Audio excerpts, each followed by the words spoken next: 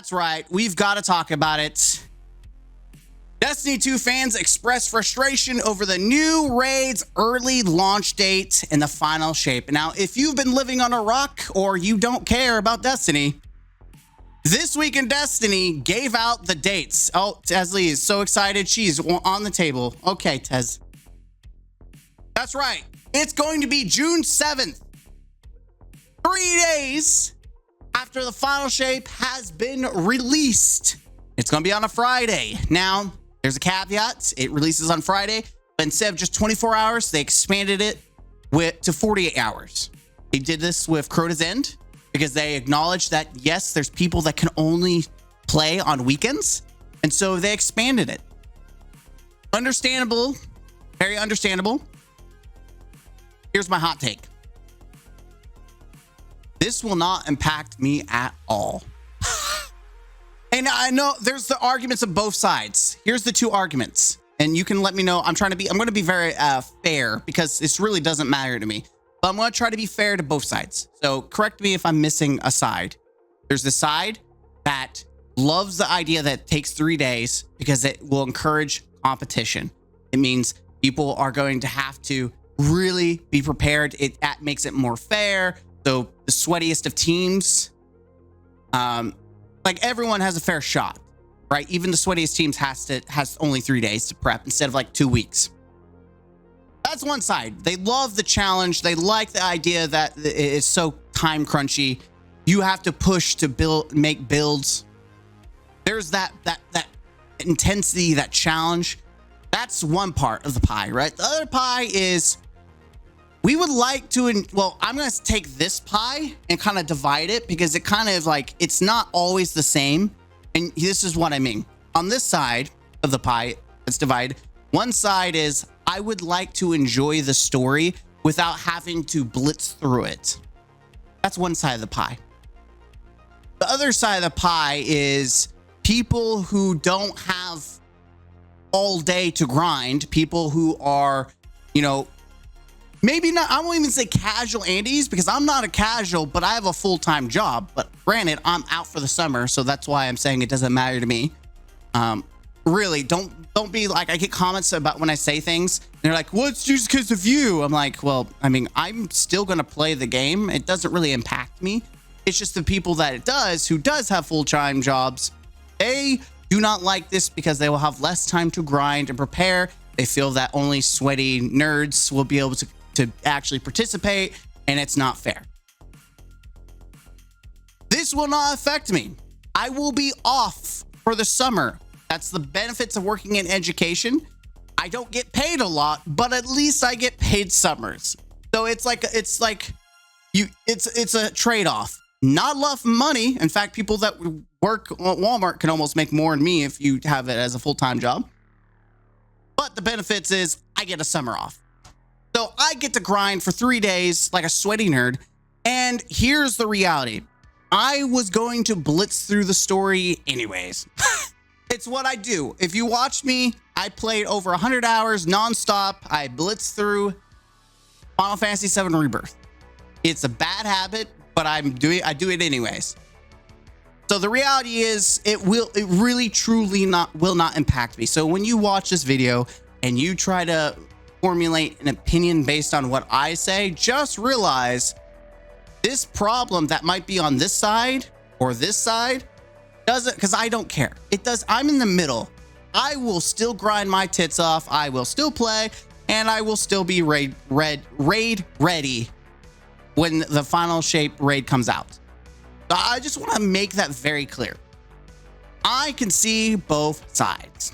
I understand the need and desire for a challenge. Day ones only come, especially raid races. Now, do people truly care about raid races? Yes and no. People love the excitement, and it's one of the few moments in the community where people can get excited. So yes, they care about it. But afterward, do people really care? No, you cannot say, oh man, I really care that this person has a raid belt. I mean, it doesn't matter. Once the day's over, only thing that matters is where's the loot? Where's my emblem? Like my day one emblem if Bungie screws up, right? The reality is we care in the moment. It's exciting. We're watching different streamers. We're rooting for people that we are part of that community. We are like, Dado's got to win, or Team Elysium is going to win, or whoever, insert favorite YouTube streamer, right? So it's exciting. It's one of the hypest moments in Destiny. So I understand the desire to have something like that, especially culminating in a 3-day process where people really have to hustle. But at the same time, I understand everyone else. I truly get not feeling forced to have to bum rush the story, because there's people that aren't like me, that doesn't have Stockholm Syndrome, someone that has control, someone who's also not off for the summer. Like, people still have to get up on Friday and go to work. But I don't know, you would have to request off. That's not what I meant. What I meant is people will still have to work Monday, Tuesday, Wednesday, Thursday, and then they request Friday off. That's what I meant. So they're not going to have a lot of time to prep. So I do truly believe it's not very fair. Here's my personal, like, if I were to be elitist for like 2 seconds, here's my elitist hat. I think this is my personal belief. I know they've come out. We're going to see what some of the tweets are from Bungie. My personal take is they had so much hate for the Root of Nightmares and how easy it was. They do not want that to be the same case for the big raid. This is like the biggest raid of all time. They even hyped it up saying they don't want Spire to be like the end all be all remembered raid for difficulty. And they also have to compete with The Last Wish. Now, I don't think it's going to be that extent. I would be very surprised if they make it to the point where that no one but 2 teams can do it. I don't think they're going to swing the pendulum that far. I do think that they are going to make it very hard, though. And one of their points is to make it so not everyone is like prepared to the teeth. Like, you're going to people are going to struggle to make builds. And if you can't make a proper build in time, people are going to struggle. And I think that's what they want. I don't know what she is a project lead, Destiny 2 expansions. Okay, so she's project lead. Oh, we've seen her before. Yeah, we've seen her in the trailer before. So she's come out. She's part of it. Hey, everyone. I want to talk about why the Final Shape raid is going live shortly after release on June 7th. We know this is a tight turnaround and wanted to share some context on why we made this decision back in August. Wow. Okay, so they made this way back. We said that finishing the campaign would not be the grand finale of the Light and Darkness saga. You will be facing off against the Witness in the raid. For the non-raiders, there will be an opportunity for everyone to experience the conclusion sometime after the raid. Now, I think there was rumors, and if you don't want spoils, so 1, 2, 3 spoilers, apparently there's like a 12-man activity that's supposed to come out, and that's supposed to be like beating the Witness. I don't know if that's true. That was rumored leaks. All right. Are you back? You can come back now. Okay, you're back. Okay, good. The Final Shape expansion is different. The additional content in the Pale Heart post-campaign and unlocking the raid for everyone is important for getting a cohesive and satisfying story experience. We're looking at you raiders to be the tip of the spear. It's going to be just like Riven, right? We didn't get certain things unlocked until after the final boss Riven in the Last Wish raid was beaten, and then all this other content was released. Now, I kind of hate that. I'm not going to lie, because then you get like cutscenes that you didn't want to see until after you beat the raid. Really annoying, but it is what it is. There's some people who won't be able to do day one. And so I understand trying to make someone wait until like a weekend is over is kind of stupid. So most people are just going to want to see it and get it over with. I get it. When the raid day arrives, no matter if you choose to go for contest mode in the first 48 hours, see, there it is, 48 hours, or wait for normal mode to unlock, in order to experience the story linearly and as intended, you need to have the campaign completed and finish the quest wildcard. Prioritize those. Episode Echo Story, the beginning of the next journey, starts in week 2. So we have the first week, and then the second week, episodes start. I have a side. I know that the raid is kind of like the big thing. What I'm more annoyed about is why is Echo starting? Why are those starting? I hate the seasons that are released with expansions because usually they're garbage. So it makes me kind of scared to see the first reveal of an episode, echoes or whatever you want to call them, a week after a big expansion, because it makes me feel like either A, there isn't going to be a lot of content in the final shape standalone, or there's not anything in echoes. Or maybe they're trying to pad and make this feel like there's so much to do. I don't know. I hope it's the latter. Truly, I want to be positive. But I think we all have a right to be skeptical with the past experiences we've had with Bungie, especially Lightfall. I'm going to be skeptical. Now, someone says, genuinely curious. Wasn't there a worry that players would feel like they have to speed run the campaign instead of savoring so they're ready? Especially with non-stable servers, I really wonder how much we'll be able to enjoy playing pre-weekend. Okay, so the response is, it was definitely a worry. We had to balance many factors. Time for preparedness, contest being as fair as possible, game stability, and the looming threat of the witness on the universe. Time gating or not, content, story cohesion, balance. Okay, so time gating. We hate time gating as a community. It's very, very, very, yes, we hate it. And so I see their perspective that there's a chunk of players, a good chunk, that will not day one raid. They will wait for normal raid experiences on Sunday. They do not want, or there may be people who don't even raid. They don't want people to be locked out of the story because they can't do the raid. And having to wait multiple weeks or a week, 2 weeks, usually the next week, to get the final wrap up might feel bad. Especially like if you're watching a movie or let's say Fallout. I've been watching out the Fallout series, which we'll talk about later in stream. It feels bad if you get to this momentum, like the climax, and then suddenly the episode stops and the next episode you have to wait like a week to watch. You're like, but why? Why did you do that to me? It was getting good. I made it to the end and now you can't do that to me. Like, listen, we all have those series we want to get through. We want to feel the finishing line, right? And so I get Bungie's stance. You can't make everyone happy in this. You just can't. And yes, I do agree that it does make it more fair if no one has prep time. Like, well, if no one's prepared, who cares? But I truly do believe that if you're someone who does day ones, you're gonna make it probably most likely.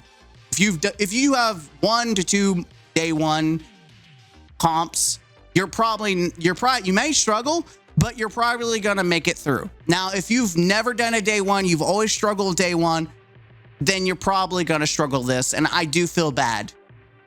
But lead us at day ones should be exclusive. I'll say it again. I'm glad, and here's the thing, they made it 2 days. I think that's a fair exchange. You can let me know in the comments down below. I think it's a fair exchange. I think it's 2 days, 48 hours. You still get the emblem. You still participate. You still beat contests. And I don't care what anyone says, like, well, it's not real day one. Who cares? Most people will figure out the mechanics within the first 12 hours. And so after that, it's nothing impressive. I think it's more impressive to beat it be around the same time World's First completes it, because you have less information than everyone else 12 hours later does. Again, that's elitist, but also non-elitist. If you complete contest mode on day 2, you did just the same as someone who beat it on day 1, because they still beat contest mode and everyone knows the mechanics. It's all about just getting through it.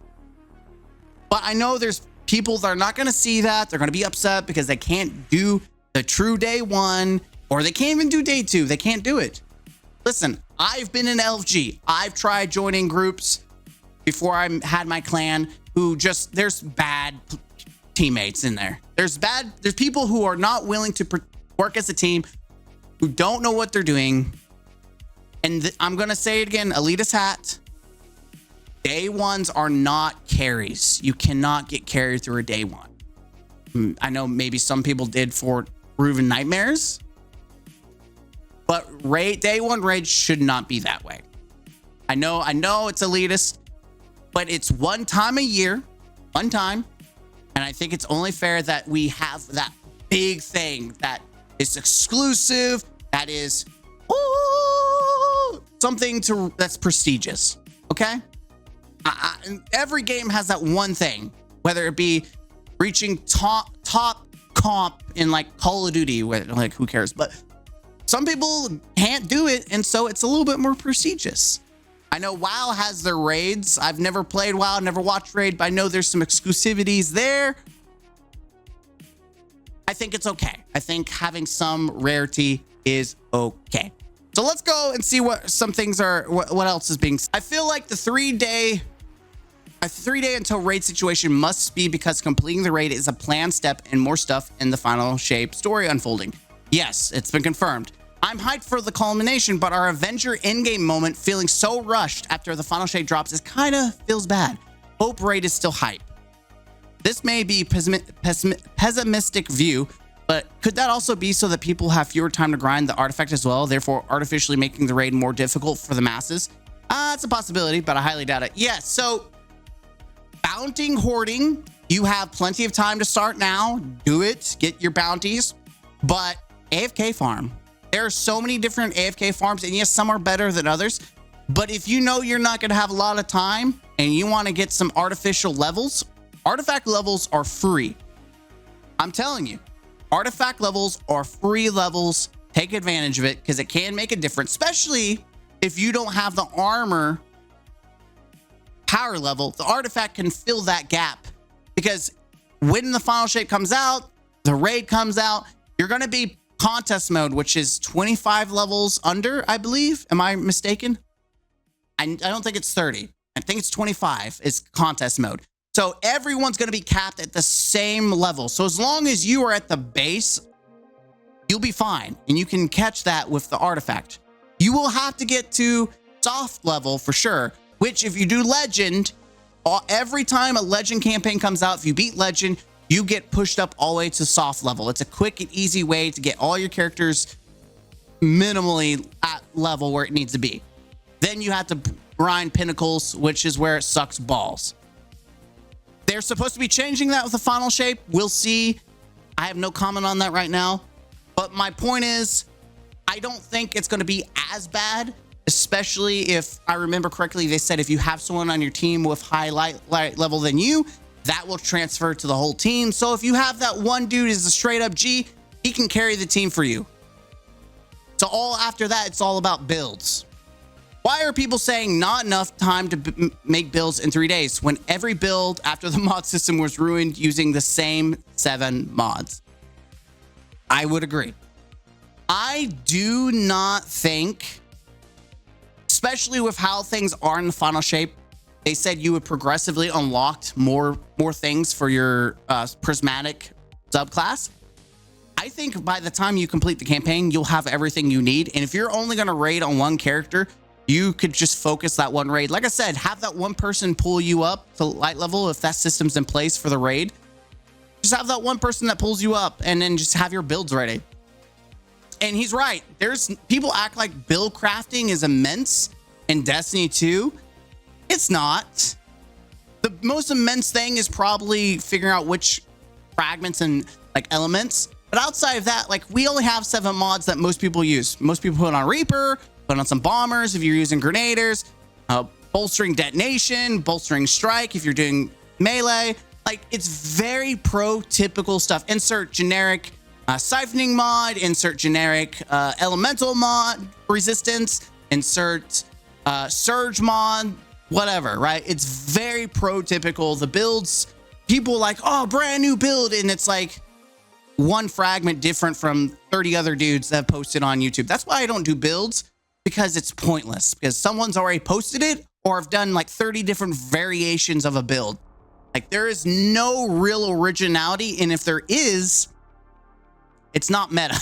And I tried doing a non-meta build, and people fried me on that video because I was just showing like you can do off-meta builds with bad teammates and a Grandmasters. That was the main intent, but people fried me for not using a meta build. So in the Destiny 2 community, if it's not meta, they don't care.